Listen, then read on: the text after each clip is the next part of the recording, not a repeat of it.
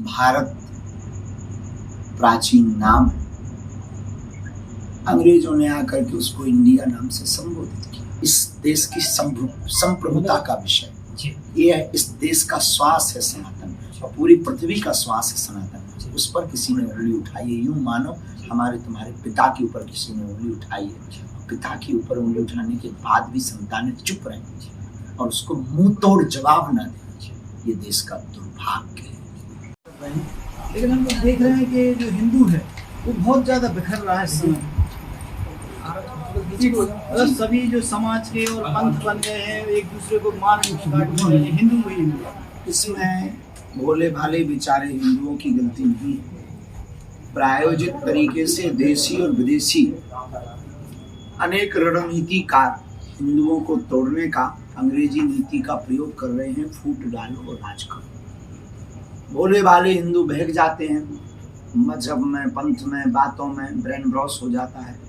इस कारण से वह तरह तरह की बातें भूलने लगती हैं। इसमें हमारे सनातनीय हिंदुओं की कोई भूल नहीं है, बस उनको जागरूक होने की आवश्यकता है। आपकी ओर से कोई विशेष प्रयास किया? प्रयत्न यही है, जाति पात का तोड़ो नाता, हम सब हिंदू भाई हैं। महाराज जी, जब दिया ही नहीं रहेगा तो बाती का क्या करोगे, और राष्ट्र ही नहीं रहेगा तो जाति का क्या करोगे। महाराज जी, आप हिंदू राष्ट्र का बोलते हैं और अभी G2 शिखर सम्मेलन हो रहा है, उसमें देश का नाम G20 शिखर सम्मेलन, उसमें इंडिया की जगह भारत का नाम रख दिया गया है।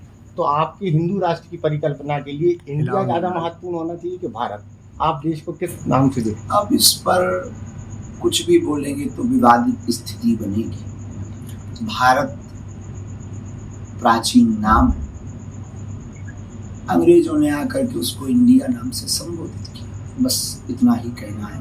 महाराज जी, सनातन को लेकर के वो कभी भी कुछ भी उलझुल बयान आती है। आखिर सनातनी के जो उपासक है ये कब तक ऐसा मतलब जब तक ये कुंभकर्ण की भांति सोए रहेंगे, जब तक एकजुट नहीं होंगे, तब तक तुम्हारे ही देश में, तुम्हारे ही घर पर, तुम्हारी परम पिता को, तुम्हारे पिता को ये अनाप शनाप बोलेंगे, ये कोरोना बताएंगे, ये यहाँ तक कि इनको कैंसर बताएंगे, अनेक अनेक बीमारियों के नाम से तुलना करेंगे। बस दुर्भाग्य इस बात का है कि हिंदू सुन करके भी चुप है। कुछ गिने चुने लोग जवाब दे रहे हैं, बल्कि सनातन में ये राजनीतिक विषय है। एक इस देश की संप्रभुता का विषय ये है। इस देश का श्वास है सनातन और पूरी पृथ्वी का श्वास है सनातन। उस पर किसी ने उंगली उठाई है। यूं मानो हमारे तुम्हारे पिता के ऊपर किसी ने उंगली उठाई है। पिता के ऊपर उंगली उठाने के बाद भी संतानें चुप रहें और उसको मुंह तोड़ जवाब न दें, ये देश का दुर्भाग्य है। महाराज आपके लिए क्वेश्चन है, सनातन धर्म के लिए आप बहुत कुछ कर रहे हैं, लेकिन शिक्षा की दृष्टि से देखा जाए तो जो पुरानी पद्धति दी गई है, जो अकबर के समय की जो शिक्षा पद्धति हमारे लिए बच्चों को पढ़ाई जा रही है, सनातन धर्म की शिक्षा पद्धति क्यों हमारे बुक्स में अपडेट नहीं हुई? धीरे धीरे बदलाव होगा। एक साथ हम बहुत करेंगे तो बिखर जाएंगे। पहले हमें लोगों के दिलों में हिंदू राष्ट्र जगाना है। अभी कल तक तो लोग हिंदू कहने से सकुचाते थे, भयभीत रहते थे, कोई काट ना ले।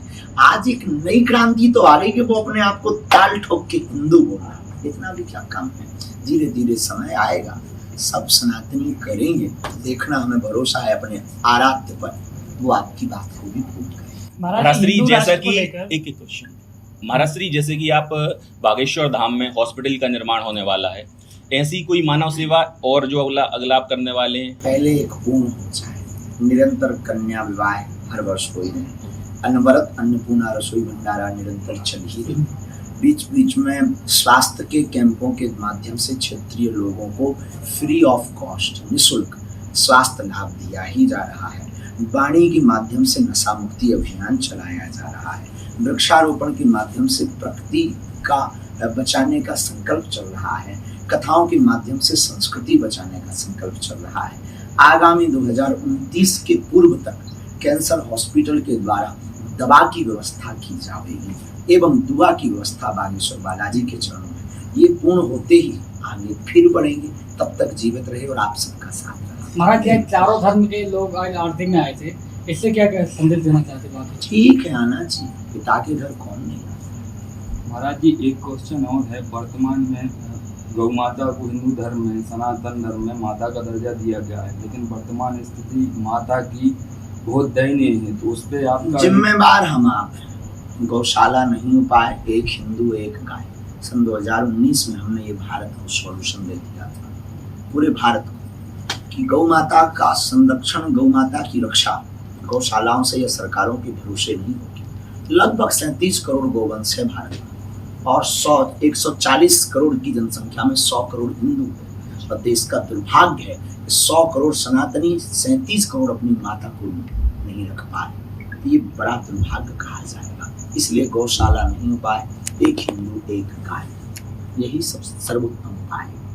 महाराज जी, हिंदू राष्ट्र की चर्चा होती है तो जैसे कि आपके बड़े भाई पूजनीय देवकी नंदन ठाकुर जी महाराज जी जो है लगातार इस पद पर अग्रसर हैं, तो आखिर महाराज जी कब तक हिंदू राष्ट्र के लिए हम लोग को हमको कागज की तैयारी के इंतजार में नहीं रहना है। हमें लोगों के दिलों में हिंदू राष्ट्र चाहिए, हमें भारत के युवाओं में हिंदू राष्ट्र चाहिए, हमें भारत के भविष्य में हिंदू राष्ट्र चाहिए, हमें भारत के वृद्धों में हिंदू राष्ट्र चाहिए, हमें भारत में सामाजिक समरसता चाहिए, हमें भारत का बैकवर्ड फॉरवर्ड की लड़ाई को मिटाना है, हमें भारत की प्राचीन पद्धति, संस्कृति और संस्कार और संस्कृति, इन तीनों को आगे लाना है। बस ऐसे ही महापुरुष हमारे ज्येष्ठ भ्राता श्री परम पूज्य जगत गुरु तुलसी पीठाधीश्वर भगवान, अनेक महापुरुष इस हिंदुत्व की यात्रा में अब निकल चुके बिगुल बजाकर, और उनकी ही छत्र छाया में हम धीरे धीरे एक गिलहरी की भूमिका निभा रहे हैं। तो जब तक आप जैसे बुद्धिजीवी लोग